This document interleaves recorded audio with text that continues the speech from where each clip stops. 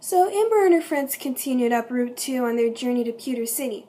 They might have gotten stranded in the forest by Janelle and Julius, or what are they calling themselves now? Team Jet or something? But thanks to Bruce's navigational skills, they were able to make it out. Now they knew that nothing Janelle and Julius could do could stop them. Unfortunately, they came back, with Ginger and her fancy balloon, saying they were going to steal their Pokemon. Amber said, "Aw, no you don't." And Janelle was like, "Don't stop us, we're just trying to make an honest living." Then they had some big argument over what constitutes an honest living. And Julius was like, "Whatever, let's just get him. Jolteon, I choose you." And Bruce said, "Aw, no you don't. Growlithe, I choose you." So Julius and Bruce were going to battle. They weren't even good battlers. They were just 10-year-old boys with puffed up egos, but whatever. "Jolteon, use tackle," Julius called.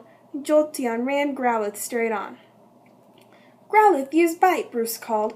While Jolteon was still close, Growlithe bit it in the neck. "Jolteon, use Thunder Shock." Jolteon shot Growlithe with a bolt of lightning. "I thought Jolteon didn't know any electric-type moves," Bruce said.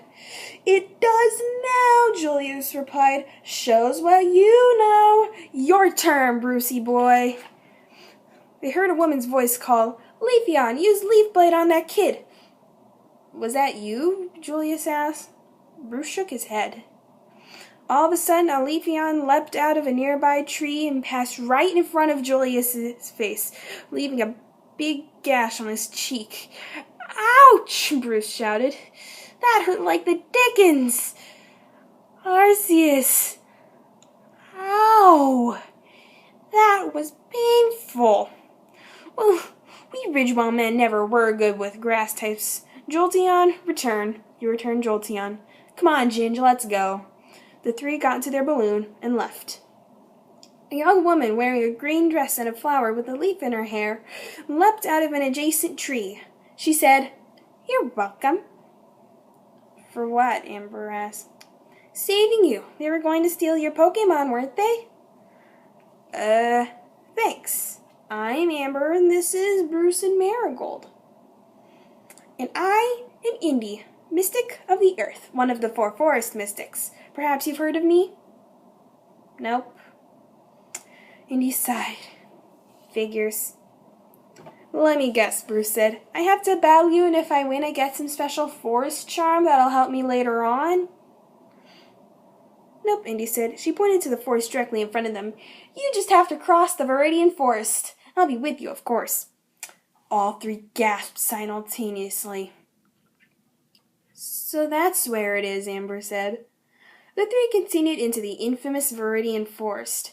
Now this was a forest you could get lost in. Dense foliage surrounded them on all sides. Indy didn't stay on the ground. She traveled through the trees, seemingly walking on their branches. As she reached the end of one branch, the next tree seemed to bend towards her, and she stepped onto its branch. Her Leafeon followed behind her. "How do you do that without falling?" Amber asked. "Is it part of your magical mystical earth powers?" "It's called the power of the earth," Indy said. "And yes, with the power of the earth, nature bows to my every whim." "You know, I come from Pallet Town, where knowing how to climb trees is a must. Watch this." Amber grabbed a tree and climbed to Indy's height. "Fascinating," Indy said. "But can you step on a branch and walk across it?" "Oh, crud," Amber thought. "I have to walk on that thing? I'm totally gonna fall." She slowly extended her leg towards a branch. She shifted her weight as she moved her other leg and stood up. She took one step, and the branch snapped and she fell. Luckily, there was a lower branch to catch her. She slid to the ground and returned to the trail. That's when they hit a fork in the road. "Here's where the labyrinthiness of the Viridian Forest begins," Bruce said. "I think we should just go forward," Amber said. "People get lost because they think they have to stick to the trails. But if we go off-road, we'll make it without getting lost." So they charged forward, opting to take neither trail.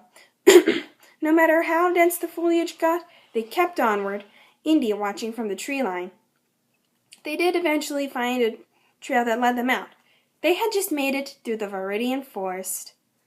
"Congratulations," Indy said as she jumped out of the last tree. "You've completed the passage." "So do we get a forest charm?" Bruce asked. "Yes, you do." Indy stood in front of Amber. Your name is Amber. That is also the name of a substance made when tree sap is compressed over thousands of years.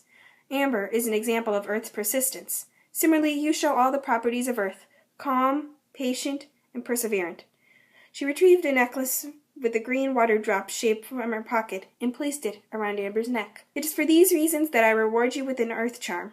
Someday, when I can no longer continue as Earth mystic, the call of the mystics may compel you to take my place. Remember, all life comes from the Earth. Thanks, Amber said. Then she returned to her friends and whispered, Do you ever get the feeling that you're in a video game? Not even a good one, just a really cruddy RPG for kids.